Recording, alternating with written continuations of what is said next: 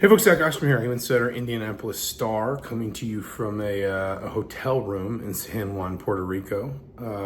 This is the first of our daily video diaries for the YouTube channel. We'll have some shorter videos if you'd like to digest these in sort of shorter snippets at IndyStar.com/sports, and I'll put some slightly longer sort of tour diaries here on the YouTube channel. This one's going to be a little bit shorter, a little bit quicker. It's about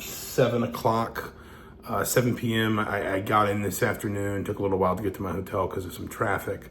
And there's obviously not a lot to talk about. First of all, I would encourage everyone to, if you haven't already, listen to the most recent Mind Your Banners.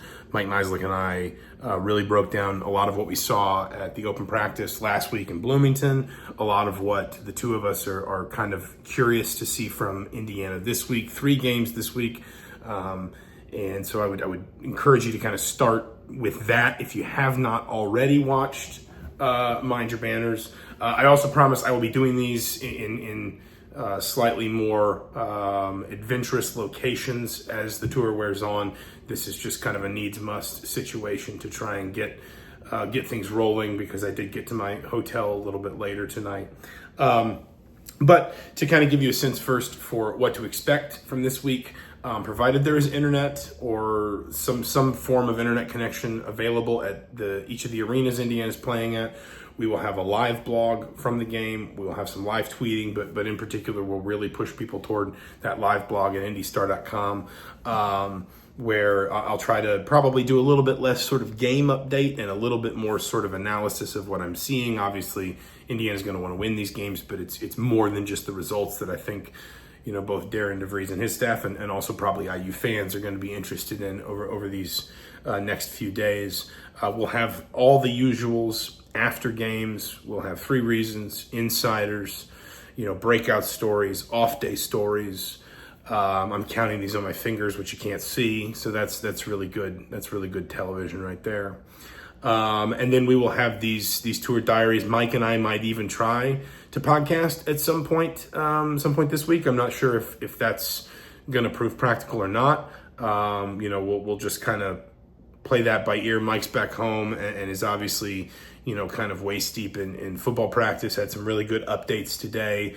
I think Indiana put Mikael Kamara, I think Carter Smith, maybe Amari Farrell, 1 or 2 others at the podium today after practice. And I think some interesting developments there that Mike is tracking for us at HeraldTimesOnline.com and IndyStar.com/sports. But again, that's kind of the primary sort of schedule of what to expect from me here. Insiders after every game, previews before every game, 3 reasons after every game, video diaries every day, plus video wrap-ups after all 3 games. So we'll do slightly more sort of, wide-ranging video check-ins, both the shorter ones at IndyStar.com/sports, and then the longer ones on the YouTube channel every day here. And then we will also try to give you something sort of post-game every day that we're here. Indiana plays Wednesday against, if I'm pronouncing this correctly, and I believe I am, Universidad de Bayamón. Indiana plays, and that's a 7 p.m. start. Indiana plays at 7 p.m. Saturday against, suddenly the name has, I think, Mega Superbet. It's the same Serbian team that Indiana played twice in the Bahamas during the preseason tour in 2021 with Mike Woodson, and then they'll play that same team at 11 a.m. Monday. That'll be Indiana's last game here, and basically my understanding is Indiana will play that game and then just go to the airport, get on a plane, and fly home. So Monday will be the last day of their tour. Not that I'm staying much longer. I'll be here till Tuesday morning, but that gives you a sense. Again, 7 p.m. Wednesday, 7 p.m. Saturday, 11 a.m. Monday.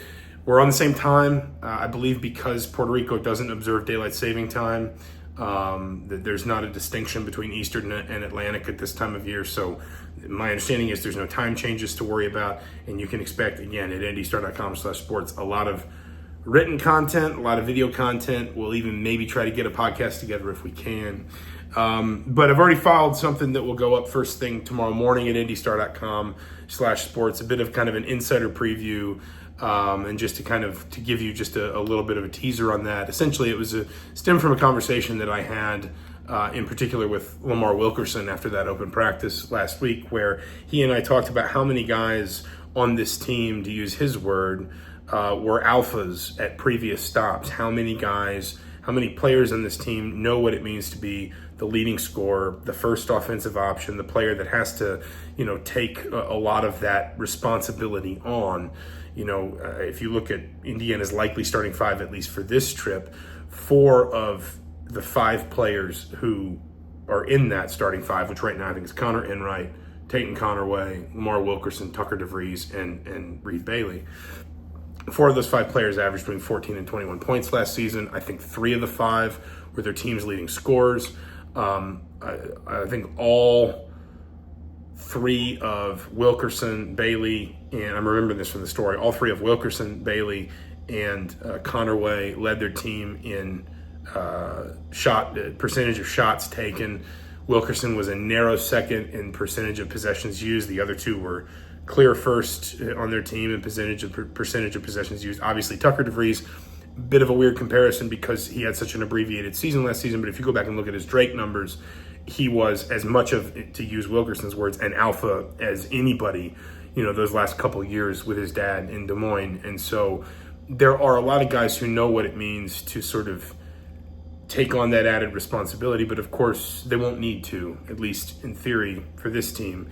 They will need to be a little bit, maybe if anything, a little bit less demanding, a little bit more, sort of giving over to the whole team. And I think there's a lot of willingness there, but when you have those built-in instincts of my team needs me to be a little selfish now, my team needs me to solve this problem, to go find a shot, to make this happen, sometimes, that can get difficult to sort of manage pretty quickly. So from Indiana's perspective, I think that's going to be, I think that's something Darren DeVries has already been working on through the offseason, but that's certainly something that I think he and his staff are going to be working on, really intently through these 3 games to start sorting some of those things out. So that story will be up at IndyStar.com/sports first thing in the morning. We'll have another one of these probably mid-morning or maybe around lunchtime, kind of setting up tomorrow night.